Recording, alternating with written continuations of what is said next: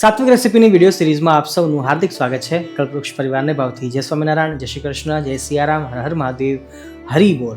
ભક્તો, દિવાળીનો મહિનો ચાલે છે અને આ મહિનાની અંદર અનેક પ્રકારના સ્વીટ્સ અને સાથે સાથે નમકીન આપણે બનાવી રહ્યા છીએ અને આપણો ટાર્ગેટ છે કે ફક્ત 5000 પ્રકારની વસ્તુઓ આપણી આ યુટ્યુબ ચેનલ ઉપર, કલ્પવૃક્ષ યુટ્યુબ ચેનલ ઉપર સાત્વિક રેસીપીની આપણી વિડીયો સિરીઝમાં આપણે લોકો સુધી પહોંચાડવી છે. અને આજના દિવસે એમાં સૌથી ફેવરિટ મારી જો કોઈ વસ્તુ હોય તો એ છે ભાવનગરી ગાંઠિયા, જે ખાવામાં પણ બહુ સરસ હોય છે, એકદમ પોચા હોય છે અને એકદમ મીઠા હોય છે.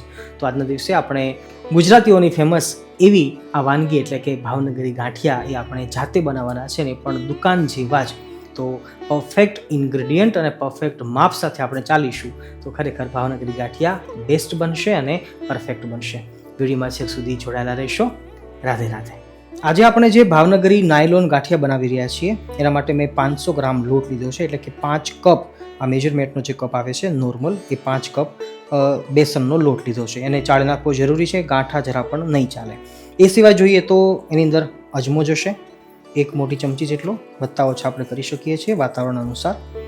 એ સાથે સાથે ખાવાનો સોડાનો ઉપયોગ કરું છું. આ જગ્યાએ આપણે પાપડ ખાર પણ નાખી શકીએ છીએ, પણ અડધી ચમચીથી વધારે મેં ખાવાનો સોડા લીધો છે. એ સિવાય સ્વાદ અનુસાર નમક નાખીએ છીએ, તો અડધી પોણી ચમચી જેટલું હું નમક લઉં છું. અને હવે પરફેક્ટ તેલ અને પરફેક્ટ પાણીની માત્રા આપણે જો જોવી હોય તો જે કપથી આપણે લોટ લીધો છે એ કપ અડધો ભરી અને આપણે 100 ગ્રામની આસપાસમાં મોણ નાખવાનું છે. જો અડધો કપ ભરીને આપણે તેલ લીધું છે તો હાલ હું તેલ પણ અંદર જ નાખી દઉં છું. બધા લોકોની અલગ અલગ પદ્ધતિ હોય છે, કોઈ લોકો મિક્સર ગ્રાઇન્ડમાં મિક્સ કરતા હોય છે, તો મને એવું લાગે છે કે એની કોઈ જરૂર નથી હોતી. અમે સંતો એવું નહીં કરતા. અને એ સિવાય હવે અડધો કપ પાણી લઈએ છીએ. પાછળથી પાણી વધારે જોઈશે એ આપણે પાછળથી લેતા રહીશું. હાલ આપણે શરૂઆત કરીએ છીએ અને જેની અંદર અડધો કપ ઓઇલ અને અડધો કપ પાણી લઈએ છીએ. સારી રીતે એને મિક્સ કરી લઈએ અને લોટને સારી રીતે ચર્ન કરવાનો છે, ચલાવી લેવાનો છે. ઘણીવાર આપણને એવું લાગતું હોય છે કે અમુક વસ્તુઓ બહારથી જ આપણે લઈએ તો જ સારી હોય, અથવા ફરસાણની દુકાનેથી જે ફાફડા ગાંઠિયા હોય એ જ સારા મળતા હોય, ઘરે ન બનાવી શકીએ. એ લોકોની મેન્ટાલિટી છે, પણ એ ખોટી છે, એકદમ રોંગ છે. બધી વસ્તુઓ ઘરે પણ સારી બની શકતી હોય છે. તમે પણ અવશ્ય આ ટ્રાય કરજો. ગાંઠિયા છે એ ઘરે પણ સારા જ બનશે એવો મને ભરોસો છે. એકદમ પરફેક્ટ મેજરમેન્ટ સાથે આપણે ચાલીએ તો ક્યારે પણ ભૂલા ન પડીએ અને ઘરે જ બધી વસ્તુઓ સારી બની શકતી હોય છે. આજે આપણે આ ગાંઠિયા બનાવી રહ્યા છીએ. એ સિવાય આપણે આ કલ્પવૃક્ષ યુટ્યુબ ચેનલ ઉપર સાત્વિક રેસીપીની જે આપણે વિડીયો સિરીઝ ચલાવીએ છીએ એમાં પણ આ દિવાળી મહિનામાં આપણે અનેક વાનગીઓ બનાવી છે કે જે નાસ્તા તરીકે આપણે ઉપયોગ કરી શકીએ છીએ. તો અવશ્ય તમે એ પણ જોતા રહેજો. તમને સ્ક્રીન ઉપર થંબનેલ દેખાતા હશે અલગ અલગ વાનગીઓના, અવશ્ય એ ટ્રાય કરજો. લોટને આપણે મસળી રહ્યા છીએ પણ વચ્ચે પાણી ઘટે એવું લાગે છે, એટલે ફરીવાર અડધો કપ પાણી મેં લીધું છે, એમાંથી અડધું પાણી નાખું છું. લાસ્ટમાં તમને હું ચોક્કસ કહીશ કે કેટલું પાણી આપણે જરૂર પડી છે. જુઓ, હવે આપણે લોટને ભેગો કરી લીધો છે, પણ લોટ હજી કડક છે. હાલ ભલે કડક રહ્યો, કારણ કે આપણે એક એક ઘાણવો જેમ જેમ ચાલશે એ પ્રમાણે અલગ અલગ એક એક ઘાણવાનો લોટ છે એ ઢીલો કરતા રહીશું અને ખાસ કરીને મસળતા રહીશું. અને એ વખતે પાણીની જરૂર પડશે એ પ્રમાણે ચમચી દ્વારા પાણી આપણે ઉપયોગ કરીશું. તો હાલ મેં અડધા કપથી વધારે થોડું પાણીનો ઉપયોગ ટોટલ થયો છે. અડધું કપ પહેલાં લીધું હતું અને હવે અડધામાંથી અડધો કપની જરૂર પડી છે. તો આ રીતે પાણી તમે સમજી શકો છો. છતાં પણ ક્યારેક લોટની ક્વોલિટી પ્રમાણે અને ક્યારેક વાતાવરણ અનુસાર પાણી ઓછા વધતા થઈ શકતું હોય છે.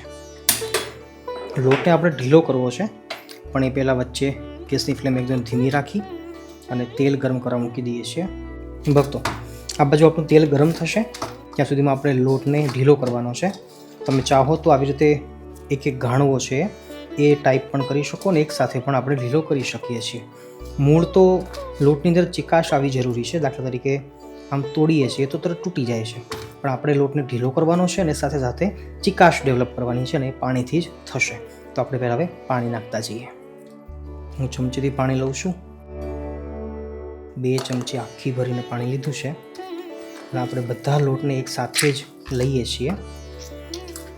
શરૂઆતમાં થોડુંક ચીકણું થશે એવું લાગશે, પણ ડરશો નહીં. લોટ જેટલો વધારે ઢીલો હશે એ પ્રમાણે જ ગાંઠિયા વધારે સ્મૂથ બનશે અને ફોરા બનશે, જેને આપણે ગુજરાતી ભાષામાં કહીએ ને એકદમ ફરસા બનશે. તો ચણાના લોટની ચિકાશને ડેવલપ કરવાની છે અને એ આવી રીતે મસળવાથી જ થશે. લોટ વધારે છે એટલે હજી હું બીજું 3 ચમચી પાણી લઈ જ લઉં છું. અને હવે મસળતા રહીએ 2 થી 3 મિનિટ સુધી.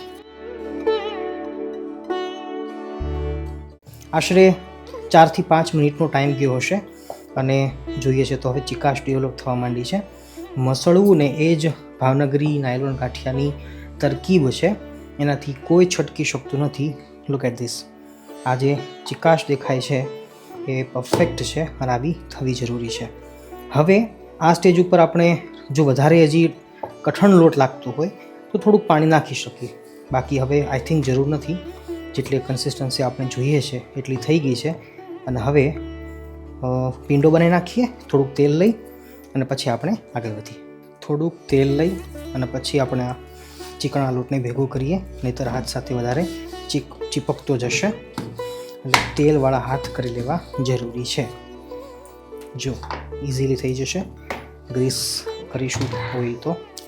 અને હવે આ રીતે આને પીંડાને રેડી કરી દઈએ. હવે આ પીંડો છે એ તૈયાર છે આપણા ભાવનગરી ગાંઠિયા બનવા માટે. લોટને બાજુમાં મૂકી અને હવે આપણે મશીન આપવું છે એને ગ્રીસ કરી લઈએ. તમારી જાણ ખાતર કહું કે જારાથી પણ ગાંઠિયા બનતા હોય છે અને લોકો બનાવતા હોય છે. આપણી ઘરે જારો હોય તો એ પણ ઉપયોગ કરી શકીએ છીએ.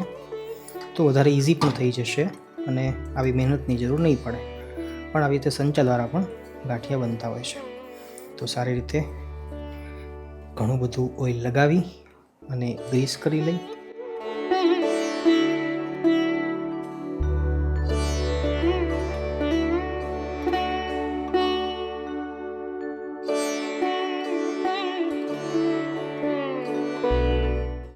ભક્તો, આજની રેસીપીમાં એક મહત્વની વાત એ સમજી લઈએ કે આજે આપણે ગાંઠિયાનો લોટ થોડોક વધારે કઠણ રાખેલો અને મેં જાણી જોઈને રાખેલો, અને એનાથી કદાચ ગાંઠિયા છે એ થોડાક આપણને કરકરા લાગશે બન્યા પછી, થોડાક કડક. દાખલા તરીકે હું તમને બતાવું તો જો આ રીતે ભાંગીએ તો અવાજ આવે છે અને એ ટાઈપના, રાઈટ.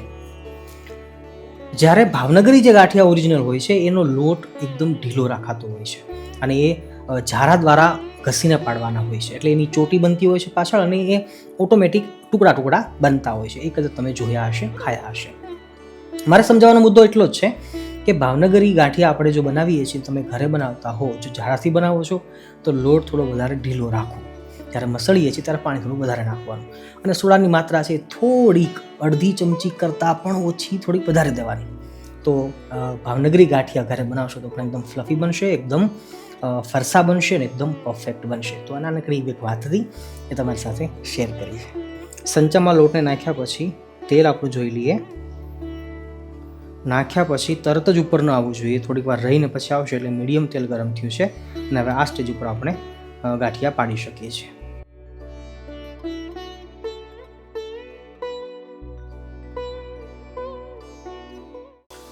નાખ્યા પછી થોડીક વાર માટે ટચ નહીં કરશો. જ્યાં કાચું હોય ત્યાં આવી રીતે ડુબાડીને આપણે તેલ અડાડી શકીએ છીએ. 1 મિનિટ પછી આપણે એને પલટાવી શકીએ. તમે જોઈ શકો છો કે અહીંયા આપણને ગાંઠિયા સફેદ દેખાય છે અને લોટની કન્સિસ્ટન્સી, લોટ ઢીલો અથવા તો લોટ કેવો સેટ થયો છે, કેટલો મસળ્યો છે આપણે અહીંયા આપણને દેખાઈ જાય છે. ગાંઠિયા સફેદ કલરના થાય ને એ જ ભાવનગરી ગાંઠિયા પરફેક્ટ કહેવાય. તો તમે જ્યારે પણ પેલો ઘાણવો નાખો એટલે તમને ખ્યાલ આવી જશે. લોટ જો આપણને ગાંઠિયા પીળા દેખાય તો સમજવું કે જે લોટ મસળાનો નથી. 1.5 થી 2 મિનિટનો ટાઈમ ગયો હશે અને હવે આપણે એને પલટાવીએ છીએ. ઇઝીલી હળવેકથી પલટાઈ નાખીએ, દાજીએની એ રીતે. ચાલો, આપણા ભાવનગરી નાયલોન ગાંઠિયા તૈયાર છે. પેલો ઘાણવો આપણે એને ઇઝીલી કાઢી રહ્યા છીએ.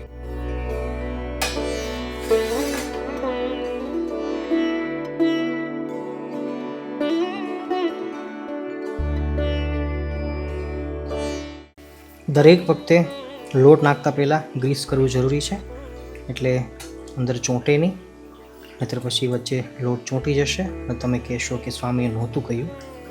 જો કે તમને મારા કરતાં વધારે અનુભવ હશે, કદાચ મારા કરતાં વધારે દિવાળી જોઈ છે. લોટને પાછો એકવાર જેવું તેવું મસળી લેવાનો એટલે ઉપરનું પડ સુકાણું હોય તો અંદર જતું રહે. અને હવે આપણે એને કાઢી લઈએ છીએ. જો લોટ આટલો ઢીલો છે, ઇઝીલી પ્રેસ થઈ જાય છે, એટલે આટલો ઢીલો હોય તો વાંધો નથી આવતો. તમે પણ જોઈ લેજો.